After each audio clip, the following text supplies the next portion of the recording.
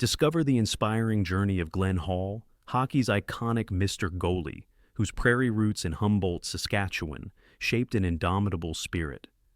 From chasing pucks on frozen cattle ponds in 1937 to revolutionizing goaltending with his groundbreaking butterfly style, Hall's story is one of resilience and innovation. Facing merciless winters and economic hardship, he honed his craft with catalog-stuffed socks and baler-twine nets, defying traditional stand-up goaltending norms. His 502 consecutive NHL games, a record untouched since, earned him 3 Vezina Trophies, a Conn Smythe, and a Stanley Cup in 1961 with the Chicago Blackhawks. Hall's legacy lives on, influencing modern goaltenders like Patrick Roy and Carey. Explore how a farm kid's grit and unyielding work ethic transformed hockey, leaving an enduring mark on the sport's history. Dive into the life of a true Ironman whose love for the hard parts defined a legendary career. Picture the flat, wind-scoured prairie around Humboldt, Saskatchewan. At dawn, on an October morning in 1937, a 6-year-old boy pivoting across a frozen cattle pond with catalogs stuffed down his threadbare socks for shin pads, chasing a puck carved from boot leather. Every inhalation is needles of cold air, every exhalation a smoky promise. Glenn Henry Hall, third child of grain elevator operator Henry and schoolteacher Agnes, is already memorizing the angles of ice the way farm kids memorize constellations, mapping escape routes for dreams no depression could quarantine. He does not yet know that the wider hockey world considers goaltending a position for the peculiar and the fragile. The Prairie teaches him a harsher, cleaner lesson: survive or be snow swept away. And if survival demands odd habits, well, odd habits become virtues in the crucible of -40 nights. Prairie winters are merciless, but they are the best possible tutor for a future called Mr. Goalie. Glenn Hall's grain sacks alongside his father, the burlap chafing his collarbone, the dust coating his lungs, the repetitive heft compressing hours into calloused muscle memory. Strength blooms in reluctant tendons. Frugality blooms in a mind that must calculate whether $1 should buy supper or a second-hand pair of pads. At supper, he presses his ear to a battery radio, straining to hear Foster Hewitt narrate Maple Leafs games through static snowstorms of interference. His hero is Leafs netminder Turk Broda, because Broda looks as square and unbreakable as a prairie silo, with a coat of frost. In the hayloft, Hall unspools baler-twine across wooden beams and practices dropping to his knees under the dim glow of a kerosene lantern, absorbing imaginary shots while the barn cats glance up in sleepy confusion. Winters run long, GPS distances shrink. As mill towns freeze solid, pickup games dot every drainage ditch. Hall rigs a makeshift net beside rusted cultivator shanks, dropping to his knees over and over until the motion feels as natural as kneeling for mass. Older boys fling broken pucks at his unmasked face. He learns to trust the geometry of post, pad, blocker, and rebound. A teacher assigns an essay about ambition. 12-year-old Glenn writes only 2 sentences. "I want to be a goaltender. I will not miss games." His classmates laugh, but the vow brands itself on an iron while shaped by sub-zero wind. By 17, he is protecting the Humboldt Indians' crease in the Saskatchewan Junior Hockey League, turning aside rattly rubber that hops like grasshoppers on midwinter ice. The rink smells of pine tar, ammonia, and sawdust. Bleachers vibrate when schoolmates stomp their boots to stay warm. College recruiters seldom travel Highway 5, but Detroit Red Wings scout Carson Cooper does, lured by rumors of a farm kid who drops to his knees before each shot. It is 1951, and orthodox goaltending doctrine still worships the stand-up style. Goalies are supposed to be statues with hand-stitched pillows strapped to their legs. Dropping to your knees is considered reckless, even blasphemous. But the kid in Humboldt shrugs off bruises and stacks wins. Detroit signs Hall for a bonus so small he can still count it in bushels of barley, yet, to him, it feels as vast as the Saskatchewan sky.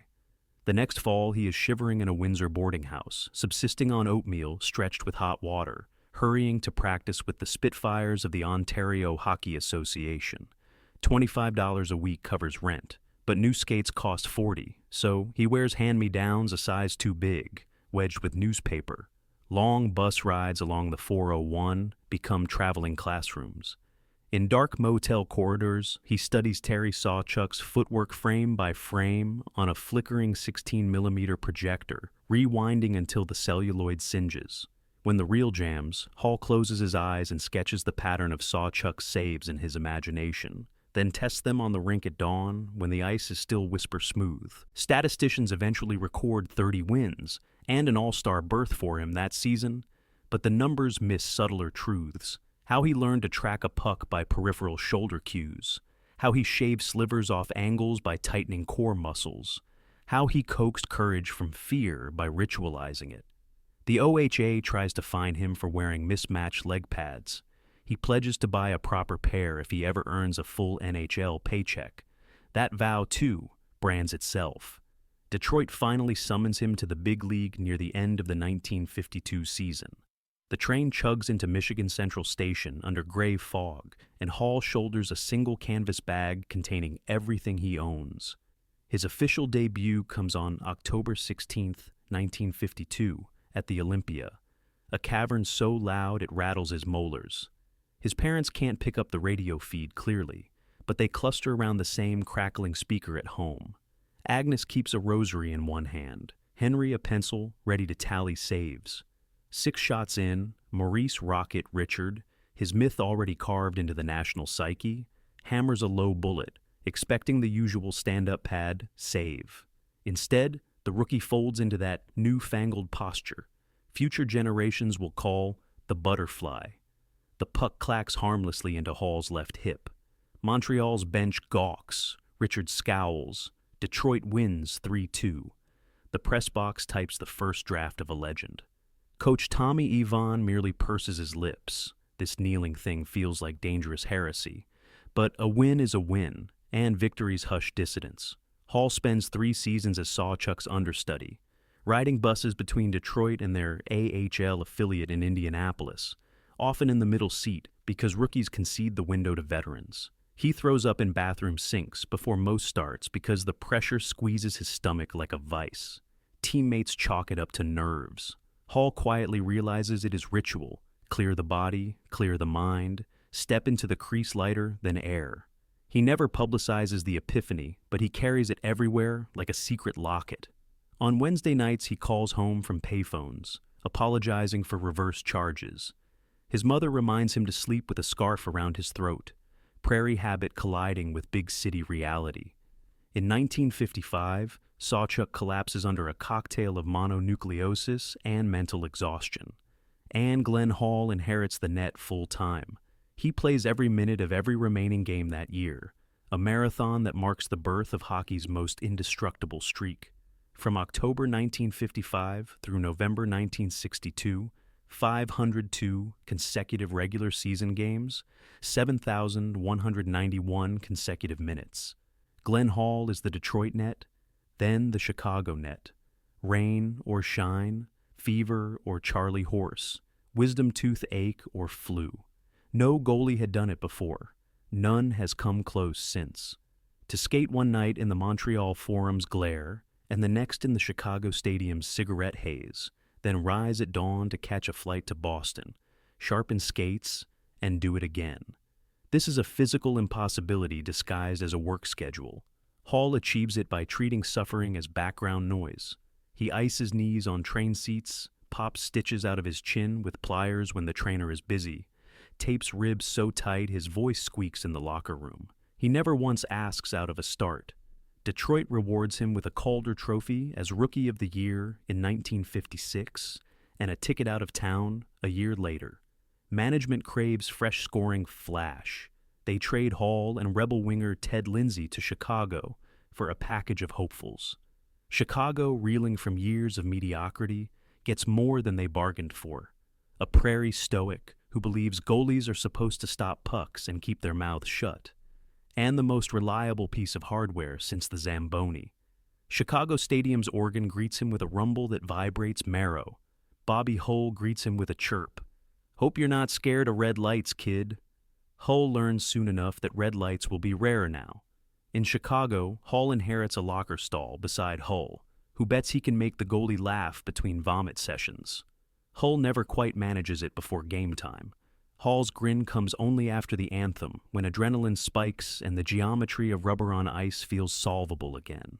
The Blackhawks of the early 60s are a roughneck symphony. Stan Mikita's pirate swagger, Hull's golden-armed slapshot, Pierre Pilot's quarterback glare, and, in the back, Hall's quiet metronome. Opponents learn to hate his calm. Gordie Howe fumes when point-blank rockets dissolve on Hall's waffle board. Jean Béliveau calls him a sleeping bear who wakes up only when you shoot high glove. Chicago fans adopt him as a blue-collar saint. They chant, "Hal say," to the tune of work whistles. The 1961 playoffs become Hall's coronation. Series against Detroit rage like family feuds, every scrum a potential brawl. In Game 6 of the final, Detroit trails Chicago 3-2 late in the third period. Alex Delvecchio lurches across the slot and whips a shot ticketed for top shelf. Hall hurls himself sideways, torso parallel to the rink, trapper hand outstretched like a desperate farmer, grabbing a loose bale. The puck sticks. Time freezes long enough for a city to gasp, and Chicago's 23-year drought evaporates. The Stanley Cup belongs to the Hawks, and euphoria sounds like 20,000 fans chanting, "Hall, Hall, Hall," until the rafters shake asbestos dust loose. The post-game locker room is a carbonated beer bath. Hull pours champagne onto Hall's maskless scalp and shouts, "That's Prairie hair care," Hall replies with a single nod, soaking in a victory he has imagined since catalogs served as shin guards. 3 seasons later, the league hands him the first of 3 Vezina Trophies. By now, every kid goalie from Sudbury to Seattle is practicing the butterfly, banging knees on frozen driveways, pretending to be Glenn Hall. Purists grumble that dropping to the ice leaves too many rebounds, but the ledger shows otherwise. Hall posts a glittering .918 save percentage in an era when official bookkeeping barely bothers with decimals. His goals against average hovers around 2.5, while shooters like Hull are blasting slap shots so hard they dent end boards. Even Jacques Plante, mask pioneer and Hall's occasional off-season fishing buddy on Lake of the Woods, admits, "If I had Glenn's legs, I'd have worn 2 masks just to show off more." Chicago's front office, however, churns like Lake Michigan in a gale. Money is tight, expansion looms, and by 1967, the Blackhawks expose Hall in the draft that stocks 6 new franchises. The 36-year-old expects semi-retirement, maybe a coaching gig, or a peaceful fade into Prairie twilight. Instead, the brand-new St. Louis Blues claim him, pair him with equally ancient Plant, and ask them to stand guard behind a blue line committee of journeymen and cast-offs. Hockey writers predict humiliating blowouts. Hall and Plant deliver alchemy. The Blues, an expansion team with less star power than a refrigerator bulb, march straight to the Stanley Cup final. Montreal sweeps them, but Glenn Hall stops enough vulcanized rubber to earn the Conn Smythe Trophy as playoff MVP, the first player on a losing team ever honored. His playoff goals against average is a crystalline 2.27. His teammates bless him with a new nickname, Grandpa Wall. The moment is pure Glenn Hall, satisfying, understated, tinged with irony. He accepts the silverware, thanks the writers in a Prairie drawl, goes home to vomit quietly, then returns for the following season and shares another Vezina with Plant. He wears a fiberglass mask by then, finally persuaded after 200 facial stitches that even Ironmen can use armor, but nothing in his posture changes. Younger teammates like Ernie Wakely and Jacques Caron watch in disbelief. How can a man past 38 still move post to post, like mercury that's just tasted electricity? Hall offers no secrets beyond hard work, brine-soaked courage, and a tolerance for mundane pain. St. Louis adores him. Children tie mattress foam to their shins and imitate his butterfly in back alleys. Local radio hosts salute his pre-game vomit ritual as evidence of too much heart to hold in. Meanwhile, Chicago fans still chant his name whenever the Blues visit. Hall responds by tossing warm-up pucks to toddlers behind the glass, forging bonds that override jersey colors. In 1969, he backstops the Blues to another final, this time colliding with destiny in the form of Bobby Orr's airborne overtime goal. The photograph of Orr mid-flight becomes poster art. Off camera, Hall picks himself up, taps his stick against the post in acknowledgement, and skates into obscurity as reporters chase Orr down the ice. Legends intersect like railway tracks, but not all trains carry the same load of myth. By 1971, after one more winter of bus rides, emergency dental repairs, and late-night charter flights, Hall hangs up the pads at 39. He does not author a tell-all memoir or lecture on sports psychology. He drives north to Stony Plain, Alberta, buys a grain spread as wide as memory, and trades the roar of arenas for the hush of barley heads in August wind. He installs a backyard rink each winter, lights it with tractor lamps, invites local kids to take breakaway shots, even lets them score because confidence grows better than wheat. On certain Saturdays, he slips into Chicago for alumni games, loosens the joints, signs autographs for men who were children when he hoisted the cup. Then he returns to the Prairie, where silence and starlight are companionable replacements for goal horns. Fame never coaxes him into controversy. He avoids the tragic arcs that swallowed Brian Spencer, Wade Balak, and Clint Malarchuk. Yet he understands their tremors. Hall was the original anxious goalie, retching stress into garbage cans long before sports psychologists made the rounds. He survived by accepting the ritual instead of resisting it. Better to get it over with, he shrugs whenever a reporter asks. That Prairie Plain speak spares him from drowning in expectations, and later becomes a therapy lesson retold by coaches to jittery rookies. Externalize fear, transform it, keep moving. Hall's influence, however, refuses to retire. Patrick Roy spends summers dissecting grainy reels and perfects a modernized butterfly so lethal it wins 4 cups. Dominik Hasek warps the style into elastic chaos that confounds biomechanics professors. Pekka Rinne, Carey Price, and Andrei Vasilevsky kneel daringly on fresh ice, heirs to a farm kid once derided for that same maneuver. Coaches dissect Hall's 502 game streak like a sacred text on durability, concluding it was equal parts physiology, mental stubbornness, and an era blissfully ignorant of load management algorithms. Analytics gurus discover his .918 save percentage and gasp at its modernity. They plug 1960 shot distances into spreadsheets and realize he was performing quantum goaltending with Stone Age equipment. His jersey, number 1, rises to Chicago's rafters in 1988, a red banner among giants. Hall stands at center ice, gray-haired but ramrod straight, flanked by Mikita and Hull. The organ belts, "Here Come the Hawks," confetti cannons misfire, and arena lights reflect off his watery eyes. A year later, Canada's Sports Hall of Fame inducts him, phraseology reading, Pioneer Champion Ironman. The NHL Centennial List in 2017 names him one of the 100 greatest players. On social media, at NHL Blackhawks commemorates the 1961 Cup every spring with a photograph of Hall sprawled in full butterfly, eyes cool as lake ice, captioned, "Mr. Goalie's Finest Hour."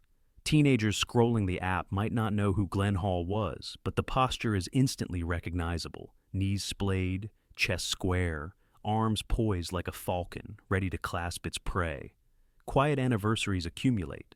The Glenn Hall Arena in Humboldt hosts bantam tournaments. Parents teach their kids that Prairie history began in that crease. Hall, now in his 90s, occasionally cuts the ceremonial ribbon at a new rink, leaning on a cane whose varnish glints like Blackhawk red. Reporters still ask about the vomit, the streak, the butterfly. He still answers in sentences as short and direct as slap passes. Asked what advice he gives young goaltenders, he smiles. Find a way to love the hard parts. Love the Prairie morning before sunrise. Love the clatter of a wooden puck off frozen shins. Love the fear that folds your stomach into knots because fear, managed, becomes focus. Legacy resists scoreboard math, but numbers keep sneaking back. 407 regular season wins, 3 Vezinas, 1 Conn Smythe, 1 Stanley Cup, 1 Hall of Fame plaque, one unbreakable record of consecutive appearances that modern sports science calls impossible. His career .918 save rate foreshadows advanced analytics by half a century. Yet behind each digit lurks the human quirk, the boy who worked in elevators so he could afford second-hand pads, the man who refused to surrender a crease for 7 straight years, the retiree who prefers the rustle of wheat to the roar of an arena. What does a life like that feel like when the arena lights switch off? Pauline Hall, Glenn's wife since 1955, reportedly says he sleeps as soundly as a retiree who spent 4 decades inhaling steel beam cold. Family dinners involve more grandparenting than game stories. His children recall him milking cows at dawn, teaching them how to flood a backyard rink, lecturing about the angle of incidence and reflection by bouncing tennis balls off the shed wall.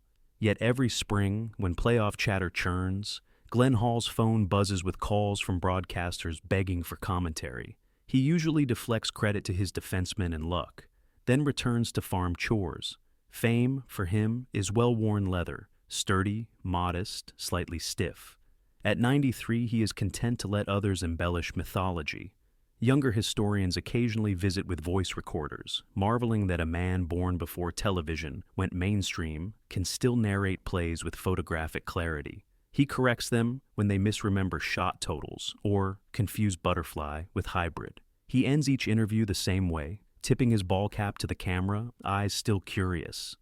Games changed a little, goals the same. Those 5 words compress a century of evolution into a single kernel of Prairie pragmatism. And that, ultimately, is the crux of Glenn Hall's narrative, an arc stretching from whiskey-dented arenas fogged with cigarette haze to HD scoreboards, VR coaching modules, and algorithmic scouting reports. Pads got wider, masks hardened, analytics sharpened, and contracts ballooned, but the goal never widened and the puck never slowed down. Hall learned those truths on frozen ponds, carried them into every crease on 2 continents, and refused to relinquish them through famine, trade, expansion, or technological revolution. He embodies the Prairie ethos distilled to its purest clause: do the job, don't fuss, show up tomorrow.